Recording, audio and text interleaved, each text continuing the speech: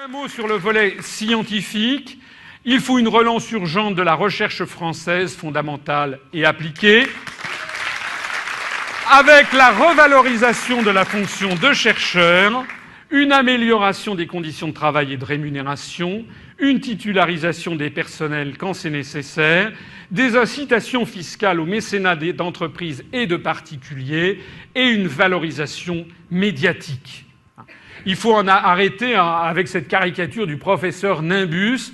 On ne présente pas... Enfin, je commence à être d'âge mûr. Je me rappelle, quand j'étais petit, dans les années 60, il y avait dans les magazines pour enfants que je pouvais regarder, ou même à la télévision française, on donnait aux gens envie de s'intéresser à la science, et à la France aussi d'ailleurs.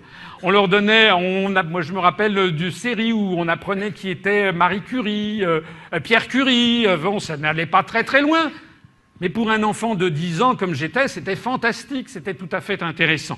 Donc il faut aussi diffuser des émissions et des documentations dans les grands médias publics, notamment télévisés, sur l'histoire prodigieuse de la recherche en France, sur le fait que les Français ont été, comme vous le savez, l'un des, sinon le peuple le plus inventeur de l'histoire de l'humanité, sur les recherches en cours également, sur l'attractivité de ce métier pour les jeunes. Il faut aussi profiter de nos cerveaux et de nos matières grises. Quand vous pensez que maintenant, une très grande partie des diplômés de l'école polytechnique sont maintenant employés dans la finance, sur des salles de marché, on se dit qu'il y a quelque chose qui ne va plus quelque part.